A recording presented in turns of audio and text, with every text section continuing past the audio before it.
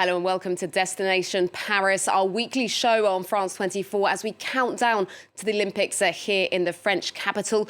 We'll be bringing you all the latest news on the Games and checking in with athletes across their world as their preparation enters its final phase. But first, Paris 2024 already has one gold medal in the bag before the Games has even begun. A record 8.6 million tickets have been sold so far, beating the previous record of 8.3 million held by the Atlanta Games in 1996 even. More than 1 million tickets have also been sold for the Paralympics. Organisers hope that the total number of tickets sold could rise to 10 million for the Games and 3.4 million for the Paralympics. And France has just officially unveiled its flag bearers for its delegation during the opening ceremony on the 26th of July. They will be Mélina Robert-Michon and Florent Manaudou. They've been given the honour on the 26th of July for the opening ceremony. The swimmer Florent Manaudou was the first to carry the Olympic flame, of course, on French soil in Marseille back on the 8th of May. He won a gold medal at London 2012 in the 50-metre butterfly. Mélina Robert-Michon is 44 years old. She's a discus thrower. She'll be competing quite remarkably in her 7th Olympic Games in Paris. For our Four Corners of the World, a series, we're off to Kenya, which has produced some of the world's best marathon runners. Kenya won both gold and silver in the women's marathon in Tokyo 3 years ago. Rosemary Wanjiru is the big medal hope at this time round in Paris.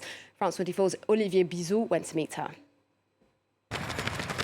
Just 2 years ago, no one knew about her. But today, Rosemary Wanjiru is Kenya's Olympic hopeful.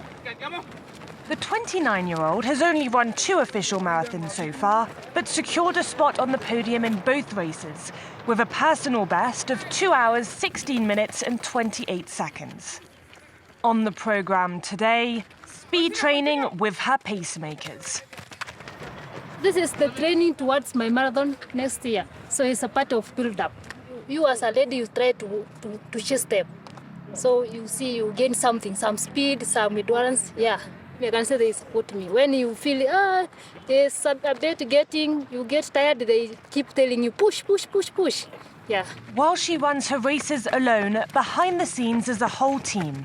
There are 4 pacemakers, and then coaches, we are here almost 4 coaches again.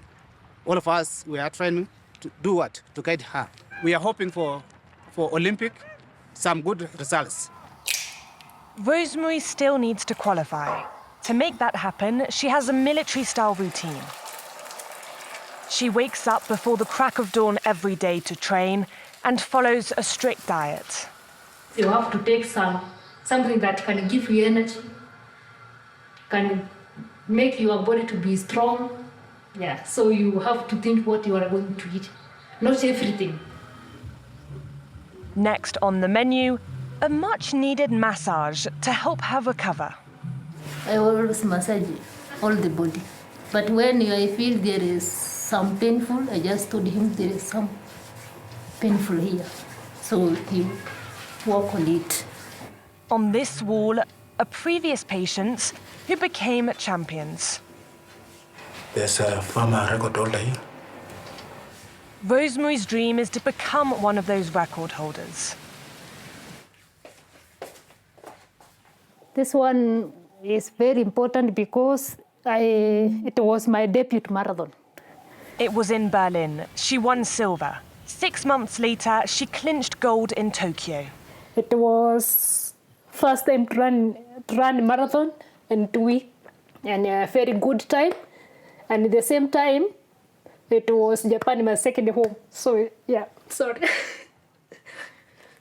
It was best moment of my life because it is not, it is not easy to win a major marathon.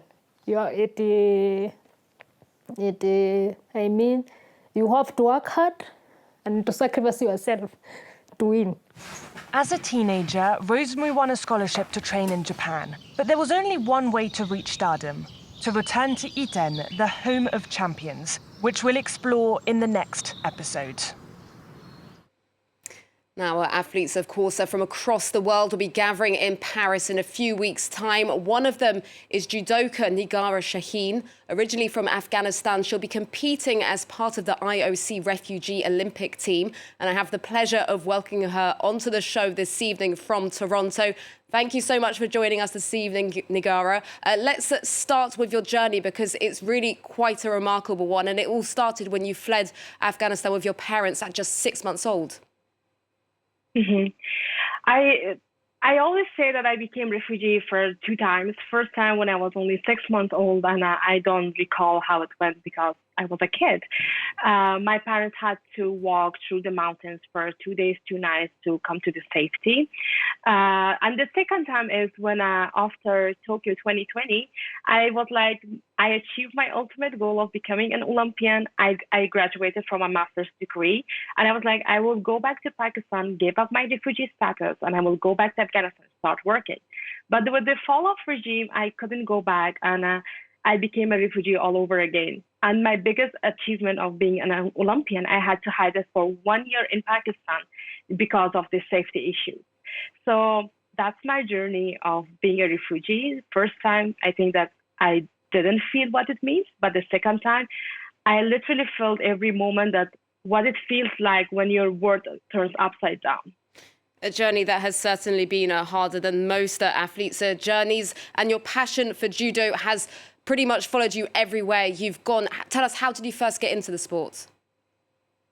At the beginning, I didn't know what judo was. My ultimate goal was to go to a martial arts club to become physically capable to defend myself. Because growing up as a refugee kid in Pakistan, I used to face a lot of harassment when I used to go to school or when I used to go to English language centers. So my first encounter to the world of martial arts was the karate club, because that's the only club that was opened in that region.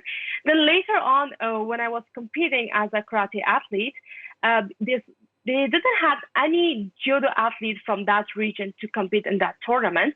So my coach told me that if I want, I can just go and wrestle. They didn't use the term judo because in that area, wrestling was pretty famous, but we had no idea what judo was. So I went there with my karate clothes. That was my first encounter to the world of judo, and I won the first tournament. That moment, I felt that I found my game, and it's something that I really want to pursue as an athlete. But later on, when I got introduced to the world of judo and to the beautiful philosophy and terminology of judo, that first you need to fall in order to rise, it really became motto of my life, and it was something that I wanted to continue for the future. And as you mentioned, you'll be competing in Paris under the refugee flag. I can imagine that there's a special type of bond between teammates who are so far away from home and who are representing displaced people across the world. Yes, exactly. I live alone in Canada, and I found my second family in the refugee team. I feel that my sister and my brother, every time when I go to a competition or at a training camp, apart from being excited about all these trainings and physical challenges that I will face as an athlete, but at the same time, I'm excited to meet my family. They are like my support circle and my safe spot in this world. So now, there's just a few weeks to go now, of course, until the Olympics kick off. How has your training been going so far? And just tell us, what are the final weeks like before a big competition? The final weeks are a little bit more relaxed in terms of physical training, because we have been training all 3 years to achieve to this level. So we're mostly working with how to prepare ourselves mentally. I try to spend more time with my friends. Usually I train 3 times daily, but now this I'm getting close to the game. It's only once every day. And I try to prepare myself mentally by imagining myself at the mat and to see that how I would react so that I can be mentally also prepared for the game. And this, of course, is going to be your second Olympics. Your debut was in Tokyo 3 years ago. Unfortunately, that was cut short because of a shoulder injury. What is your goal this time round in Paris? Well, Tokyo was totally a different story. It was during COVID time, and I was not part of any training bubble. So the only place that I used to train was my small room in the student dormitory. Now I have better opportunities. I'm in Canada. I have better coaches. I got to compete a lot if I compare myself to the Tokyo. So I expect that I will represent this team in a better way. And at the same time, I'm content with myself that throughout these 3 years, whatever opportunities I got as an athlete, I utilize it to the fullest. There's no training time that I miss or no training camp I miss, like beside all the problems that I had. So I'm really excited about Paris, and I hope that I can do justice to the team. Niagha Shaheen, thank you so much for joining us, and the best of luck for the Olympics in a few weeks' time. Thank you so much for having me. Finally, France has high hopes for gold in surfing with a competitor who knows the chosen wave better than most. Valerie Fierro grew up in Tahiti. The island in French Polynesia will be hosting surf events after the sport made its Olympic debut back in 2021 in Tokyo.